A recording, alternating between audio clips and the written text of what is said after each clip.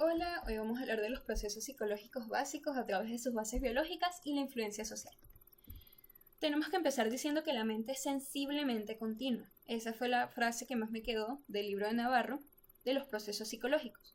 Pues los procesos psicológicos son cambiantes, pero son continuamente y perpetuamente cambiantes. Eso le da cierta estabilidad a su cambio. Nosotros también sabemos que la mente no es exactamente el cerebro, pero que la mente tiene un sustrato fisiológico bastante importante que hay que conocer como si queremos estudiar psicología. Entonces tenemos que hablar necesariamente del sistema nervioso. El sistema nervioso se divide en sistema nervioso central y periférico. El sistema nervioso central incluye el encéfalo y la médula espinal, y el sistema nervioso periférico se divide en somático y autónomo. El sistema nervioso somático son estos nervios que se extienden por toda la prolongación del cuerpo. Y tenemos aquí el sistema nervioso autónomo, que se encarga de las divisiones simpáticas y parasimpáticas. Hablemos un poquito del encéfalo. El encéfalo se cree que está por evolución. Tenemos el núcleo central, que es el núcleo más primitivo. Tenemos el sistema límbico, que es donde se concentran las emociones. Y tenemos la corteza cerebral, que es la que tenemos nosotros, los seres humanos y los mamíferos, pero obviamente nosotros los seres humanos las tenemos muchísimo más desarrollada. Aquí se encuentran las áreas de asociación y todas las maravillas que podemos hacer con nuestro cerebro. Vamos a explicar un poquito mejor estas diferencias evolutivas. El núcleo central es rectílico, es instintivo, incluye la médula y el tallo espinal. Tenemos que conserva la especie. Tenemos el sistema límbico, que es reactivo, protege el ego. Se trata de las pasiones. Es una escala evolutiva un poquito más alta porque evoca emociones también. Y tenemos la corteza cerebral, que es la nuestra, es la de los mamíferos, es creativa y es una muestra de nuestra maravillosa evolución. Aquí tenemos, pequeñito, el sistema nervioso central, y aquí está el núcleo central. El núcleo central se compone por la médula espinal, el puente, la hipófisis, el tálamo y el hipotálamo y el cerebelo también. El sistema límbico controla las emociones y la conducta de preservación. Tenemos el hipocampo, la amígdala, el bulbo olfativo, el tálamo, el hipotálamo. Y tenemos la corteza cerebral. La corteza cerebral, es importante también mencionar que lo que nosotros le llamamos cerebro es realmente la corteza cerebral. Es la última capa, es lo que recubre el encéfalo. La corteza cerebral tiene circunvoluciones, es decir, estas arruguitas que tiene por acá, para que pueda entrar en nuestra cabeza, en nuestro cráneo.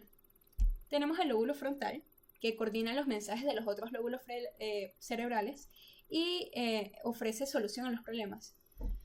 Tenemos la corteza primaria, que juega un papel clave en el movimiento voluntario. Tenemos la fisura central, que como ya dije, hay circunvoluciones en la corteza cerebral, que nos permite dividir y diferenciar las diferentes áreas de asociación. Entonces la fisura central diferencia la corteza motora primaria de la corteza somatosensorial primaria, que registra los mensajes sensoriales de todo el cuerpo. Tenemos el lóbulo parietal, que recibe información de los receptores sensoriales de todo el cuerpo. Participa también en las habilidades espaciales. El lóbulo parietal hace 1.000.000 de funciones. El lóbulo temporal, que también hace muchas funciones, se encarga de las tareas visuales complejas, es decir, la percepción, regula las emociones y tiene un fuerte papel en la comprensión del lenguaje, además de incluir las áreas de asociación de la audición, el equilibrio, muchísimas cosas. Y tenemos el lóbulo occipital, que se encarga exclusivamente de traducir la visión, porque nosotros no vemos por los ojos, realmente nuestra visión se traduce aquí. Ya que estamos hablando de evolución, entonces tenemos que mencionar necesariamente el área de Broca y el área de Wernicke. Nosotros somos los únicos animales, la única especie que es capaz de hablar, entonces vamos a fijarnos en estas áreas. El área de Broca es la que se encarga del habla y el área de Wernicke es la que se encarga de el entendimiento de tanto el lenguaje hablado como escrito. Esto se necesita una buena homeostasis, un buen equilibrio para que se pueda hablar. Y esto requiere mucho de memoria tanto de corto plazo como de largo plazo. Es importante conocer esta otra parte de la corteza cerebral. Ya lo habíamos visto como transversalmente. Habíamos visto creo que solamente el hemisferio izquierdo. Pero ahora estamos viendo la corteza cerebral desde arriba. Tenemos el hemisferio derecho y el hemisferio izquierdo. El hemisferio izquierdo controla las tareas más analíticas y lógicas del ser humano. Tareas que implican el racionamiento simbólico. Y algo muy importante, importantísimo, es que el hemisferio izquierdo controla la parte derecha del cuerpo. Controla el ojo derecho, controla la escritura de la mano derecha, controla muchísimas cosas de la parte derecha del cuerpo.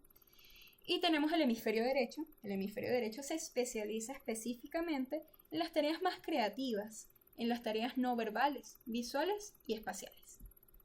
Por aquí tenemos lo que ya habíamos dicho del lóbulo occipital.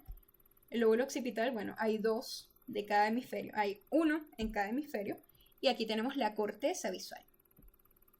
Áreas de asociaciones, corteza visual. Tenemos la corteza auditiva. Esto escucha el oído derecho a pesar de que es el hemisferio izquierdo, pero como el hemisferio izquierdo controla la parte derecha del cuerpo, pues nos hace lógica. Oído derecho y oído izquierdo. Centro del habla, es decir, área de Broca. Centro de Wernicke, centro interpretativo general, lenguaje y cálculo matemático, perfecto. El tacto y todas esas cosas que ya vamos a ver más adelante. Tenemos aquí las partes del encéfalo y sus funciones. Sería bueno tomarle foto para hacer el video en este momento, porque son muchas partes. Ok, llegamos finalmente a las neuronas. Las neuronas son las células sensibles del sistema nervioso. Las neuronas son sensibles por todas partes, pues reciben y transmiten mensajes de todo el cuerpo al sistema nervioso y viceversa. Podemos ver en su anatomía que poseen unas dendritas que son las encargadas de captar el mensaje.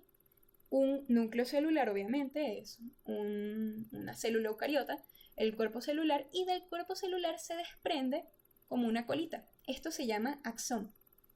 Por el axón es que pasan los mensajes. El axón a menudo lo recubre una vaina de mielina. La vaina de mielina la forman las células gliales. ¿Y qué hace la vaina de mielina? Realmente la vaina de mielina da protección y aísla a los mensajes de los otros mensajes de las neuronas aferentes.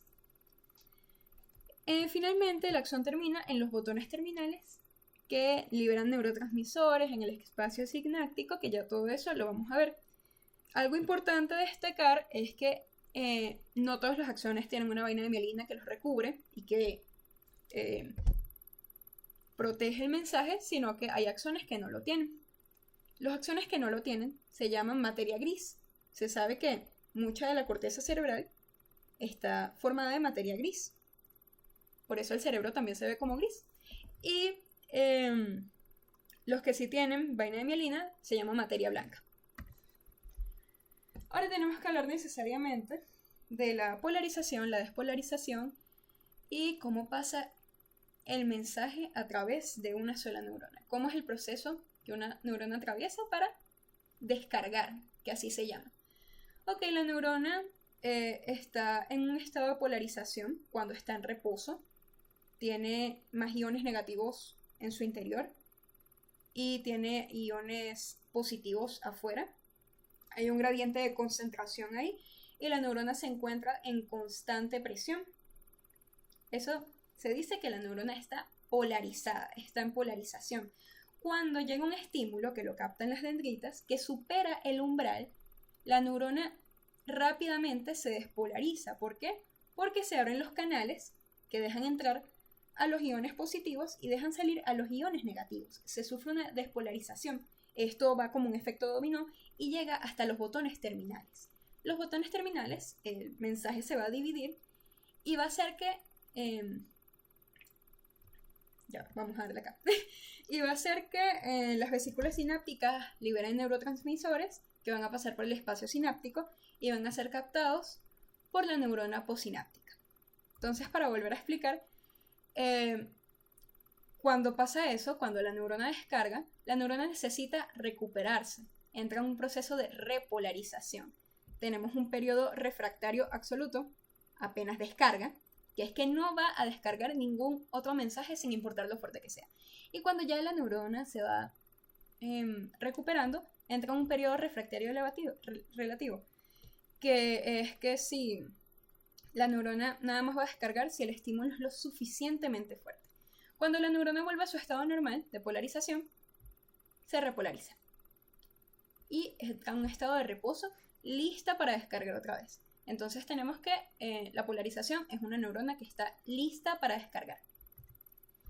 Ok, la sinapsis es lo que pasa entre una neurona y otra.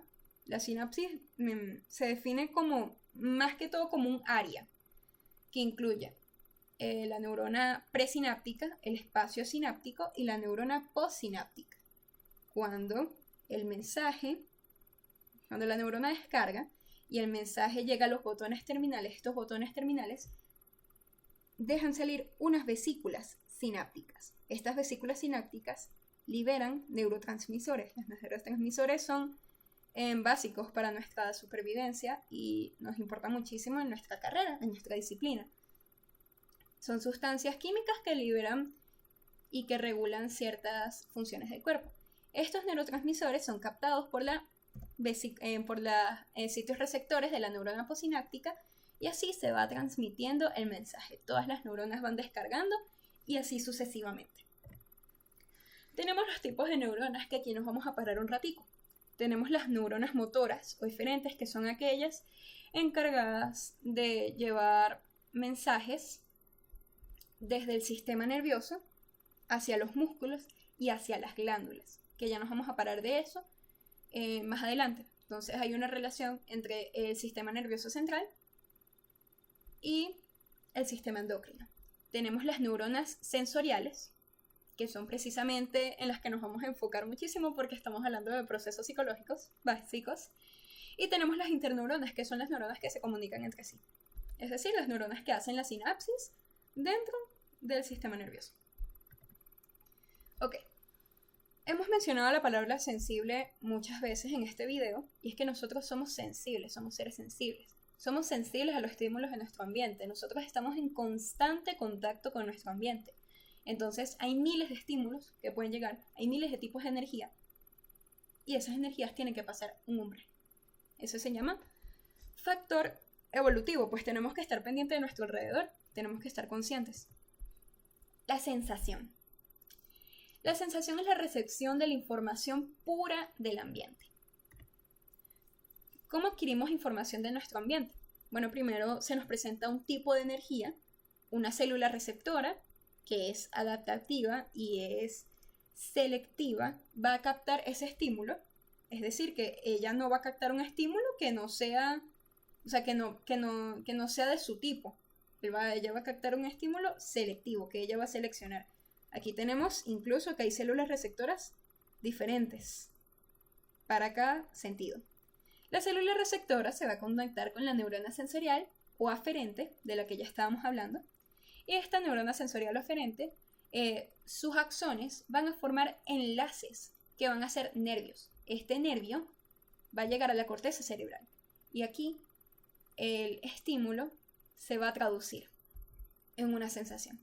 Cuando estábamos hablando de la célula receptora que solo va a responder a su energía específica, tenemos que mencionar aquí la ley de las energías nerviosas específicas de Johannes Müller. Tenemos aquí los umbrales sensoriales. Básicamente todos los procesos se basan en umbrales sensoriales. El umbral absoluto. Este es la cantidad mínima del estímulo para que sea detectado. Es decir, nosotros podemos detectar que una pluma se pose sobre nosotros, o creo que esto es un diente de león. Bueno, podemos detectarlo. Eso es lo mínimo. Tenemos el umbral diferencial, que es cuando ya tenemos cierta conciencia del umbral absoluto y podemos notar hasta diferencias, podemos notar cuando varía. Esto se llama ley de Weber. Y algo muy importante de nuestros sentidos es que todos son adaptativos, porque si no, de tantos estímulos que nos llegan, porque estamos en constante contacto con nuestro ambiente, pues nos volveríamos locos, se nos rompería un tímpano, nos quedaríamos ciegos, entonces no. Cada estímulo se va regulando según el lugar. Vi un ejemplo en el libro que decía que tú en una fiesta no escuchas la voz de tu amigo porque la música está muy alta. Pero es que si escucharas la voz de tu amigo al mismo volumen que escuchas la música, pues te romperías los tímpanos. Y por otro lado, si tú estás solo en tu casa y te suena el teléfono, que está lejísimos en el cuarto de tu mamá, pues tú lo puedes escuchar porque eres más sensible. ¿Qué pasa con los mensajes que no logran superar el umbral? Bueno, los mensajes, los estímulos están ahí, lo que pasa es que no logran superar el umbral.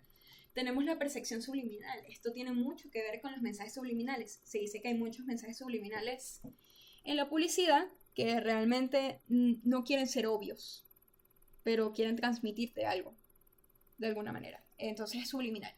Tengo aquí esta imagen. Había imágenes mejores, pero me dio miedo ponerlas porque es de noche, entonces, uy no.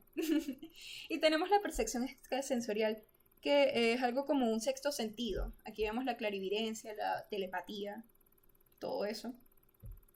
Y realmente es que esas cosas vienen más de la intuición. Empecemos por la sensación de la visión, el proceso sensitivo de la visión. Tenemos el tipo de energía. El tipo de energía es luz. La luz va a entrar por el cristalino, no, va a entrar por la córnea, entonces se va a reflejar en el cristalino, que a su vez lo va a reflejar en la retina en un punto muy específico, que es la fóvea.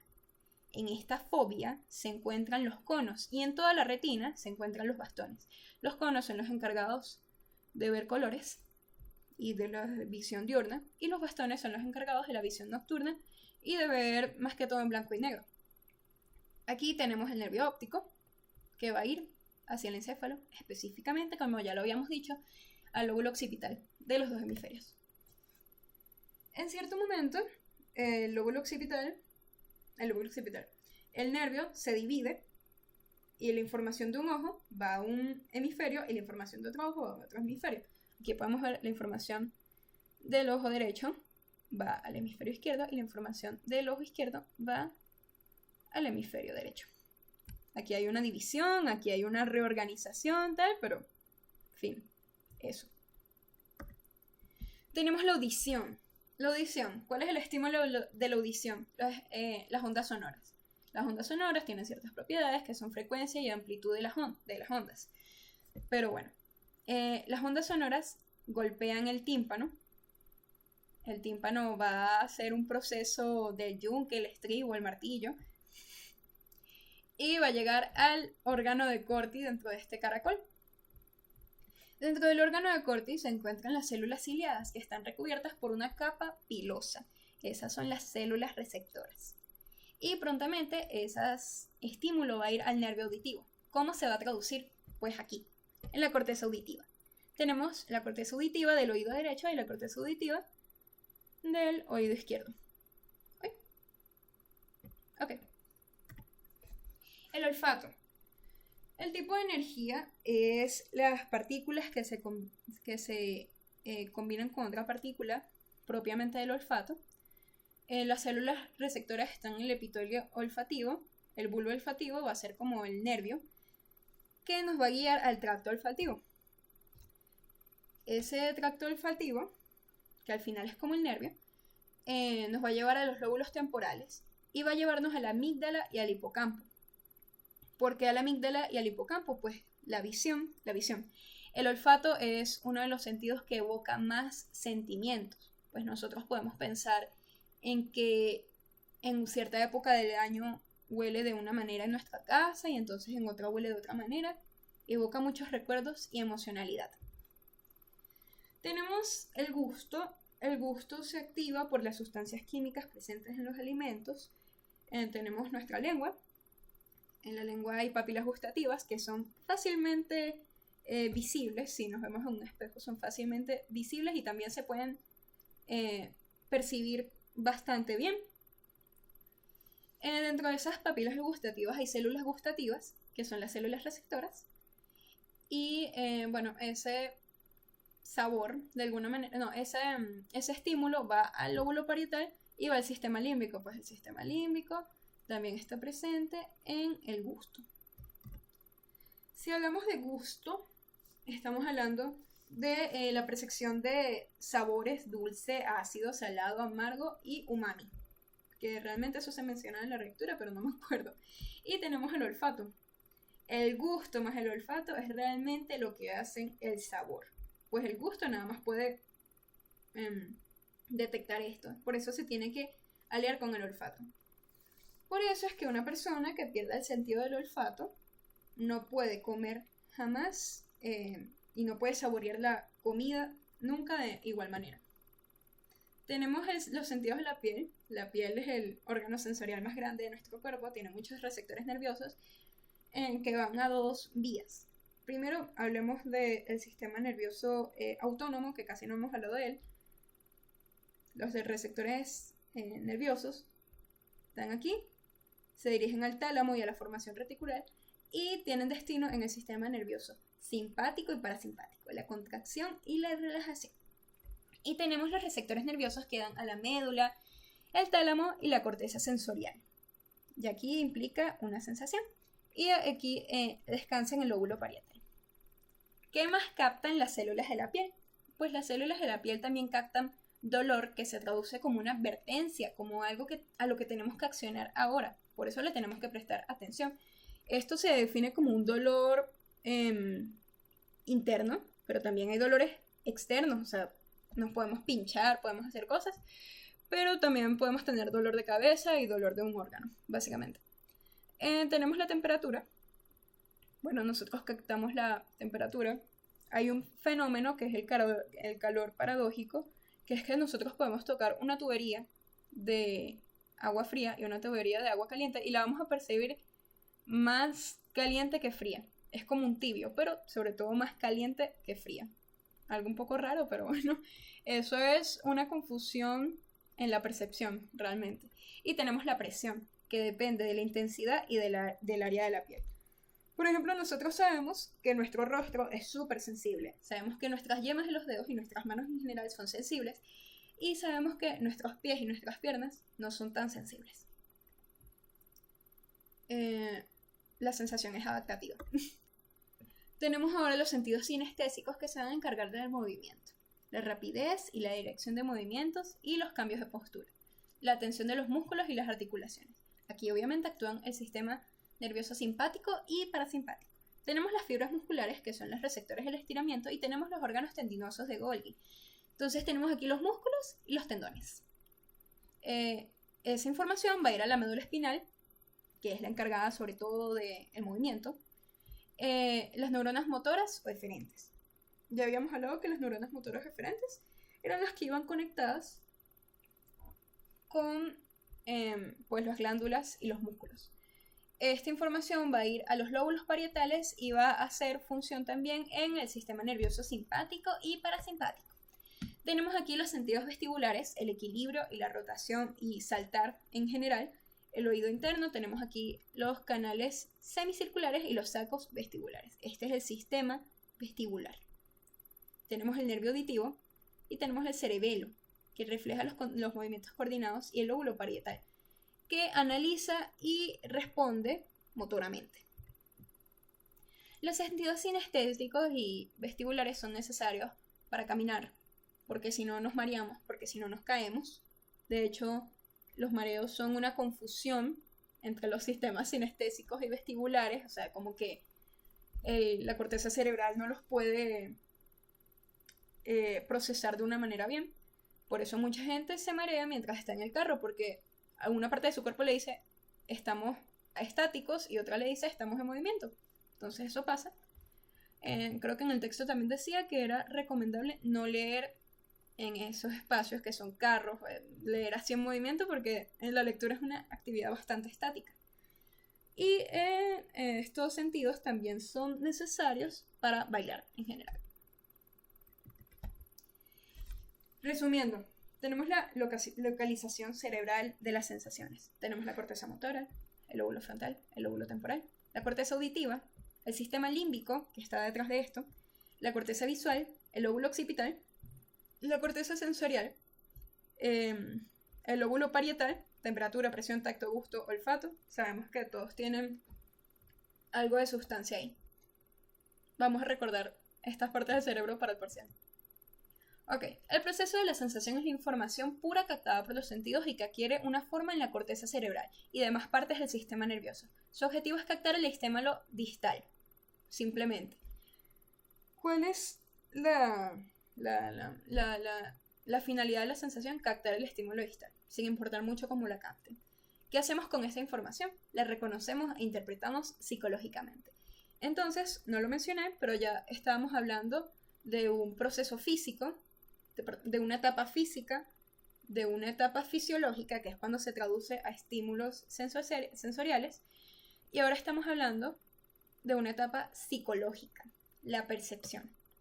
Vamos a leer un poquito de la percepción. Es como nosotros interpretamos los estímulos y cómo los reconocemos también. La percepción requiere atención. A más atención, más percepción. Podemos tener un proceso de atención voluntario por selección de metas, es decir, nos estamos concentrando en algo, como ahorita que nos estamos concentrando en estudiar para pasar el parcial. Pero de pronto alguien grita, o alguien se cae, o pasa un estruendo, o escucho algo. Los sentidos más fuertes del ser humano son la audición y la vista, por eso estoy mencionando esos estruendos. Y bueno, simplemente desviamos la atención por captación de un estímulo. Y es algo totalmente involuntario. Esto tiene mucho que ver con la teoría del filtro de la atención de Broadbent. Le prestamos más atención a lo que es más importante para nosotros. El resto lo desechamos, no lo perseguimos, simplemente. Y aquí ya se habla un poquito de figura y fondo. La percepción es estudiada por la psicología de la Gestalt, que su lema principal es: el todo es más que la suma de sus partes. La psicología de la Gestalt acepta las diferencias individuales, las estudia, pero también quiere estudiar cómo todos percibimos las cosas y quiere encontrar ciertas similitudes. El encéfalo busca la rigidez, busca lo compacto y la simplicidad de las cosas que percibe. Por ejemplo, nosotros aquí tenemos una banda de rock, podemos decir, bueno, ok, esto es una banda de rock, tiene un sonido determinado, podemos escuchar todos los sonidos mezclados de alguna manera, y esta es nuestra primera impresión. Pero si nosotros prestamos un poquito más de atención, nuestra percepción va a mejorar. Y hay mucha gente que está obsesionada con buscar el bajo porque no lo consigo. Si escuchas con mucha atención, puedes encontrar el bajo. Esto tiene mucho que ver con la figura y el fondo. Principios de la organización perceptual. Detección de bordes y límites. Nuestro cerebro percibe los estímulos según su semejanza, según la continuidad, según el cierre, es decir, que termina las figuras, y según la proximidad. Esto tiene mucho que ver con las ilusiones ópticas, pero en fin, el cerebro simplemente quiere captar el estímulo de la manera más simple realmente. Tenemos la constancia perceptual. La constancia perceptual tiene mucho que ver con la memoria, pues nosotros percibimos un objeto, que ya conocemos obviamente, como algo inalterable, a pesar de sus pequeños cambios por medio de patrones para reconocerlos. Es decir, si yo tengo un amigo y un amigo se hizo un cambio de look, pues yo todavía sé que es mi amigo. No se va a ver irreconocible. Eso es ser un poco dramático. A pesar de sus cambios, yo tengo un cierto patrón de cómo es mi amigo físicamente. Tenemos la constancia de tamaño, constancia de color y la constancia de forma. Percepción de distancia y profundidad. Las señales monoculares, que es decir que las podemos ver desde un solo ojo, superposición, perspectiva lineal, perspectiva lineal y perspectiva aérea. Es decir, que entre más lejos se vea un estímulo, más lejos lo vamos a percibir. Entre más alejado se vea un estímulo, es como una ilusión de que más lejos está. Podemos poner varios dibujos que hacen ese efecto de la perspectiva aérea. Tenemos las señales binoculares, que es que se pueden ver por los dos ojos. Tenemos la visión estereoscópica, tenemos la convergencia y la disparidad retiniana. Como ya habíamos hablado, que la audición también es súper importante para nosotros los humanos, tenemos las señales mono y biaurales. Hay ciertos audífonos y ciertas canciones que tienen diferentes efectos si tú las escuchas con audífonos y te sale como una melodía en este oído y otra en el otro oído. Eso es algo en lo que se especializó bastante Queen. Fue como un pionero en todo eso, de dar diferentes señales mono y biaurales.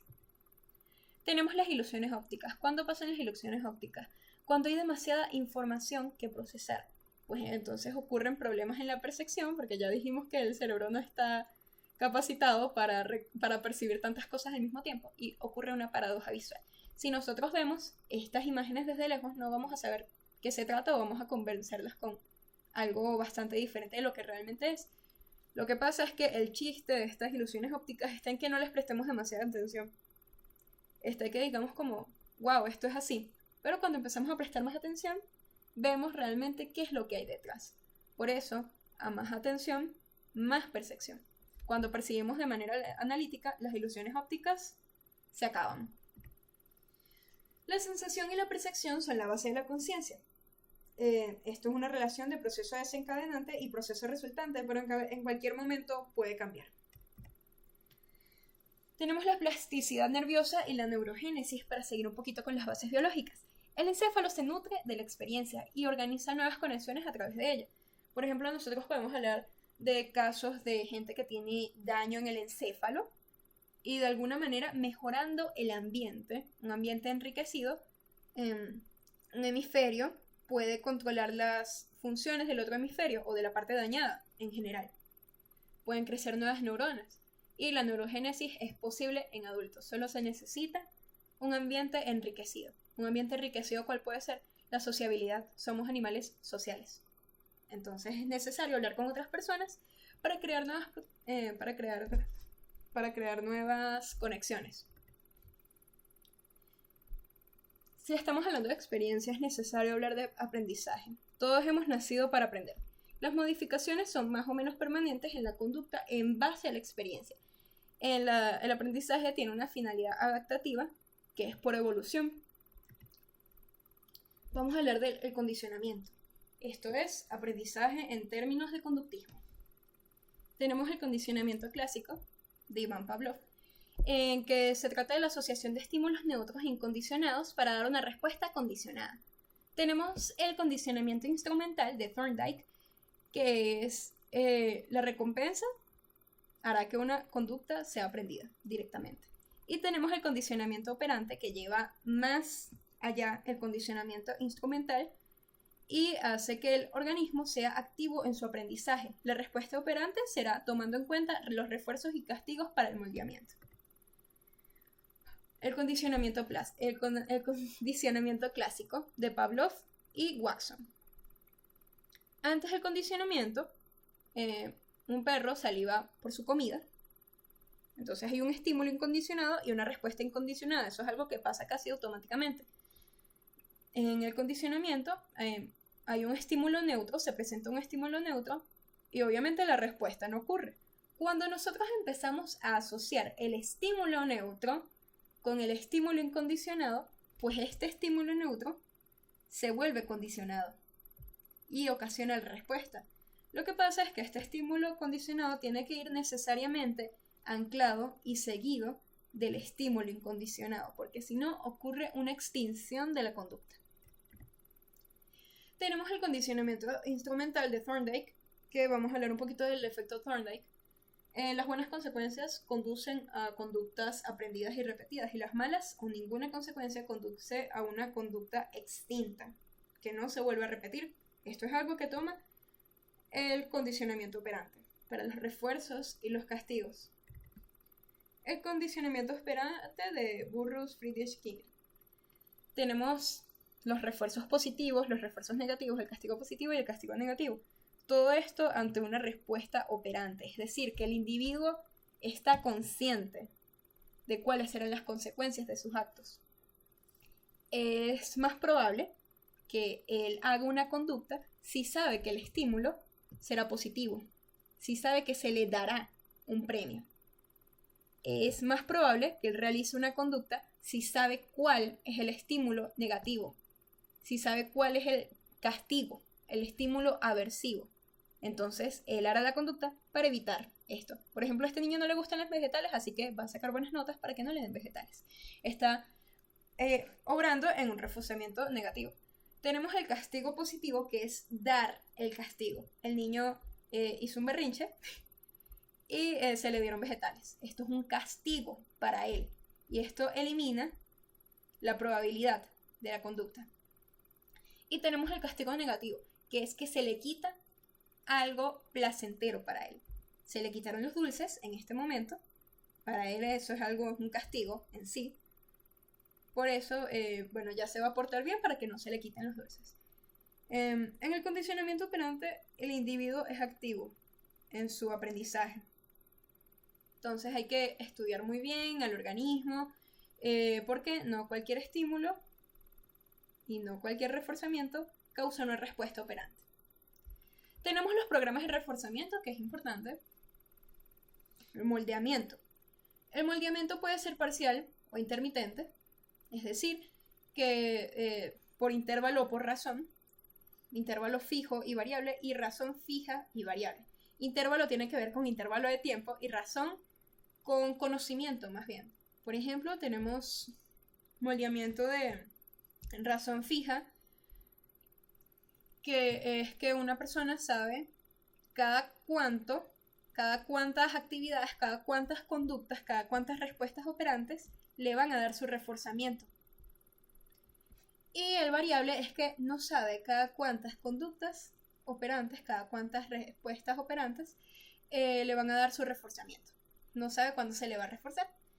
Y tenemos aquí de intervalo.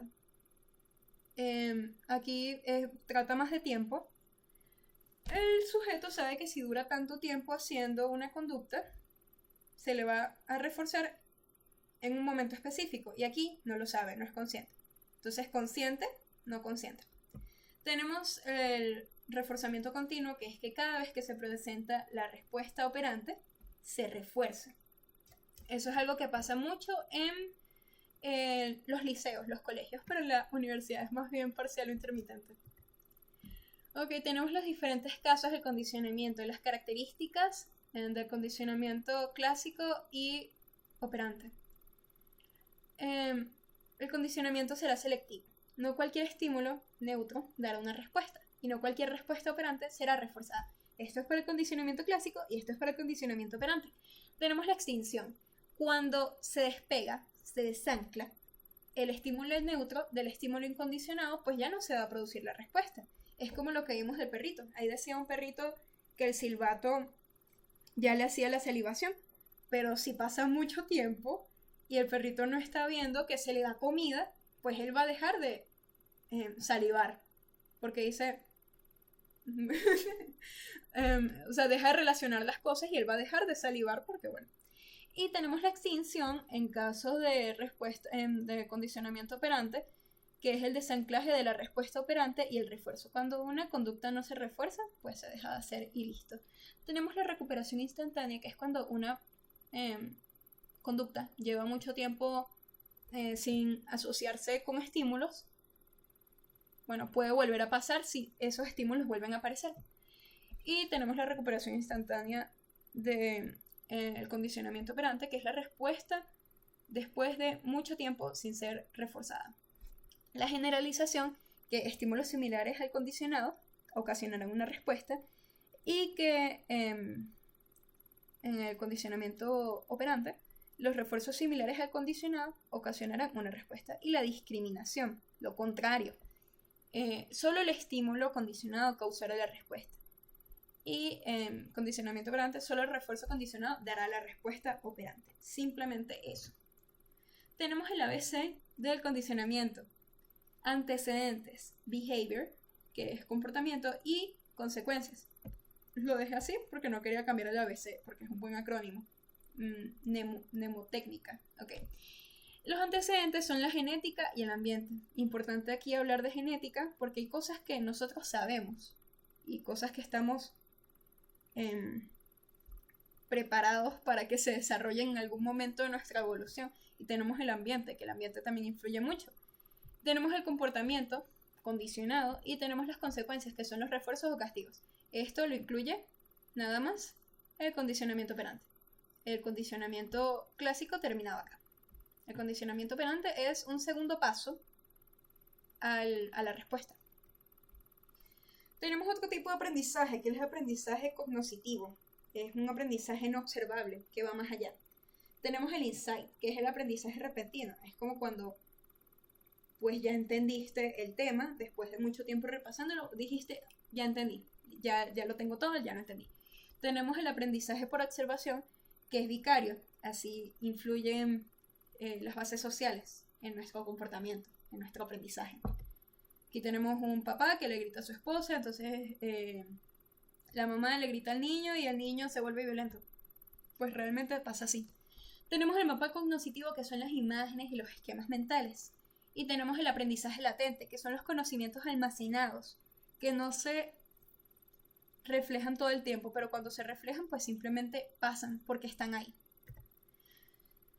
Cuando hablamos de aprendizaje por observación, es el aprendizaje que se da observando los refuerzos y castigos que otros reciben. Tenemos que hablar necesariamente de las funciones sociales. Es asumir un rol que sugiere a su vez normas a acatar según la situación. Tenemos aquí una persona un niño que está viendo programas no aptos para su edad y que él está imitando eso. Porque al final los niños aprenden muchísimo por observación, tienen un aprendizaje muy vicario. Y aquí tenemos un caso bastante interesante, que es el experimento de la prisión de Stanford, donde se asumieron roles de poder según las funciones sociales que se les asignaron. Estos roles de poder, los estudiantes de universidad, los aprendieron de las situaciones de poder que ya vivían cada día. Situación alumno-maestro, situación hijo-padre, situación empleado-jefe, muchas situaciones de poder. Aquí se ve que unos alumnos fueron escogidos al azar para ser guardias y otros fueron prisioneros. Los guardias torturaron a los prisioneros horriblemente y el experimento tuvo que ser cancelado. Él iba a durar como 2 semanas y fue cancelado como a los 6 días. A los guardias y a los prisioneros no se les dio ninguna instrucción de lo que debían hacer. Realmente, simplemente se les dio su función social. Y el resto lo hicieron ellos. Después del aprendizaje, que es el proceso desencadenante, aquí vemos un niño estudiando, viene la memoria. ¿Para qué estudia el niño? Para memorizar. Para su examen. Y la memoria es el proceso resultante. La memoria es la capacidad de recordar. Es esencial para nuestra vida, nuestra existencia y es adaptativa, pues nosotros necesitamos recordar 1.000.000 de cosas cada día. Necesitamos saber qué podemos comer, qué no podemos comer por propia evolución. Necesitamos también, mediante el aprendizaje, saber a qué somos alérgicos, a qué no somos alérgicos, cuáles son las normas sociales. Muchísimas cosas tenemos que aprender, además de las cosas meramente académicas. La memoria se puede definir en la corriente cognoscitiva, que es precisamente por donde nos vamos a guiar hoy. La corriente cognoscitiva estudia la memoria en lenguaje computador. Entonces ahorita nos vamos a volver ingenieros diciendo codificación, almacenamiento y recuperación de los recuerdos. Tenemos la biología de la memoria, que es donde tocaremos las áreas de asociación, el sistema límbico, los neurotransmisores y también un poquito de genética. Y tenemos los factores sociales, lo que influye en lo que recordamos y lo que no. Tenemos la codificación, los registros sensoriales que, gracias a Dios, ya hablamos de ellos. Tenemos la sensación y la percepción. Pero ahora vamos a incluirle un paso más a la percepción. Tenemos a más atención, más percepción y más memoria. Entonces nosotros para tener más memoria, para almacenar más en nuestra memoria, lo primero que tenemos que hacer es prestar más atención. Y la percepción hará el resto. Aquí vuelve a entrar la teoría del filtro de la atención de Broadbent. Le prestamos atención a lo que nos importa y lo que no nos importa, lo desechamos simplemente. Algo que puede influir negativamente en el registro sensorial es el enmascaramiento. Algo que es una ley casi, que la información nueva siempre debe desplazar a la información ya procesada. El almacenamiento y la recuperación. La memoria a corto plazo. MCP por sus siglas, memoria de trabajo. La memoria a corto plazo usa la información de manera activa, por eso se llama memoria de trabajo. Es acción-reacción. Vamos a pensar como, no sé, como una batalla de rap. Si tu oponente te está diciendo cosas, tú le tienes que responder necesariamente con rimas sobre las cosas que te está diciendo. Esto es acción-reacción. Es algo rápido. Aquí está actuando nuestra memoria a corto plazo. Si esa batalla de rap se extiende y se dice, no, la dejamos para la próxima semana, pues habrá que volver a ejercer las conductas, ejercer las rimas para que se puedan volver a hacer nuevas canciones. Ok. Tenemos que la memoria a corto plazo tiene capacidades muy limitadas, por eso mismo que dije, nada más puede retener de 15 a 20 segundos de información. Tenemos la segmentación, que es algo que nos puede ayudar con nuestra memoria de corto plazo. Tenemos que la información es ordenada en unidades significativas, y esto significa aprendizaje, y esto significa memoria, mejor retención. La memoria a corto plazo se encarga principalmente de la retención, pero es una retención casi que instantánea y muy momentánea. Y la interferencia también puede influir negativamente, pues muchas cosas, o sea, tenemos que recordar muchas cosas a la vez y tenemos que centrarnos específicamente en informaciones similares. La memoria a largo plazo es la codificación en forma de recuerdos que pueden durar toda una vida. La potenciación a largo plazo de los recuerdos se llama PLP, es decir, que nosotros ejercitamos nuestros recuerdos cada vez porque siempre los vemos realmente. Aquí están nuestros recuerdos centrales, intensamente, todo eso. La información es pasiva. La información simplemente está ahí para cuando la necesitemos. Cuando la necesitemos, esa información tiene que ser recuperada y llevada a la memoria de corto plazo para que la memoria de corto plazo trabaje con ella. Un error que puede pasar de la memoria de largo plazo es que no haya una correcta recuperación de esa información y quedemos en nada, básicamente. La memoria de largo plazo se ordena por redes asociativas de información más que por libros de texto grandísimos mentales. Es redes asociativas de información. Entonces es decir que una información se va a anclar con otra porque el cerebro lo que quiere es ahorrar energía también. No le va a dedicar un espacio completo a un solo conocimiento, sino que lo va a relacionar con lo que ya sabemos. ¿Y tenemos la fuente de recuperación para la MSP? Sí, definitivamente. Aquí está como la fuente y la MSP tiene que recuperar la información para comunicarse con el ambiente. El mantenimiento en la memoria de largo plazo. Hay varios métodos. Tenemos el repaso mecánico, que es aprender al caletre. Está muy mal. O sea, puede servir por un poco periodo de tiempo, pero si no le encontramos sentido a las cosas, pues sirve más hacer segmentación y mnemotécnica. Y tenemos el repaso elaborativo, que es tratar de formar las conexiones neuronales, más aprendizaje, más memoria. Tenemos los esquemas mentales, que podemos llamarlo también palacio de la memoria, que es que nos formamos una imagen mental del lugar donde estábamos estudiando y de todo lo que estábamos estudiando.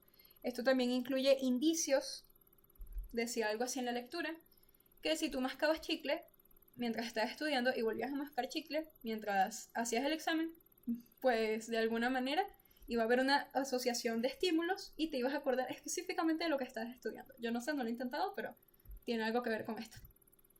Ok, tenemos la memoria a largo plazo, los tipos de memoria a largo plazo. La memoria a largo plazo es todo lo que sabemos en nuestra realidad. Tenemos la memoria a largo plazo explícita, que es memoria episódica, o sea, memoria de ciertos momentos personales, vividos personalmente, y la memoria semántica, que es todo lo que sabemos, nuestro cerebro como una enciclopedia. ¿Ok? Y tenemos la memoria implícita. La memoria implícita incluye la memoria emocional, la memoria de momentos personales de nosotros o de reacciones que tengamos hacia ciertos estímulos, la memoria procedimental, que es simplemente cómo sabemos hacer las cosas, y la memoria filética, que es cómo ha ido evolucionando, hablamos de evolución otra vez, nuestra memoria. Esta imagen pareciera que no tiene mucho que ver, pero al final yo creo que sí tiene que ver. Al final nuestro aparato cerebral es el mismo, está especializado en almacenar la misma memoria, lo que pasa es que con la evolución hemos mejorado ese aparato cerebral. Entonces, actualmente, antes decía tarjeta perforada y ahora tenemos una nube Es realmente nuestra corteza cerebral es como una nube. Ok, ¿qué áreas del encéfalo almacenan la memoria? Todo el encéfalo, en general.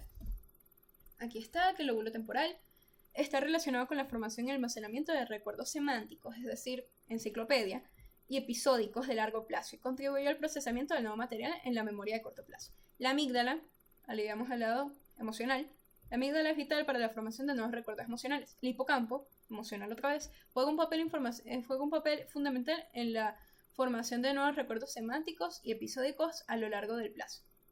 No, de largo plazo.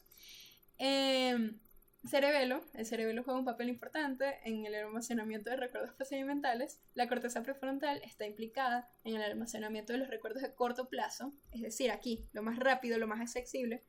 Y tenemos aquí el lóbulo frontal, que almacena los recuerdos semánticos y episódicos. Tenemos la corteza motora, que está implicada en el almacenamiento de recuerdos procedimentales. Procedimentales, bueno, porque implica hacer. Por eso la corteza motora.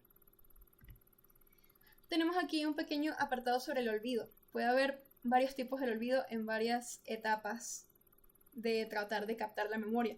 Tenemos el olvido en el registro sensorial, que puede ocurrirse por el enmascaramiento.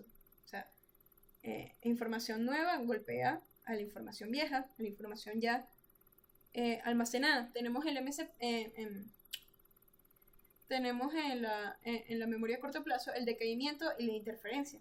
Y tenemos en la memoria a largo plazo el daño en el hipocampo, que Alzheimer, la amnesia retrógrada y la falla en la acetilcolina. La acetilcolina es un neurotransmisor fundamental para la memoria. La falta de acetilcolina puede ocasionar Alzheimer. Tenemos el proceso reconstructivo del recuerdo.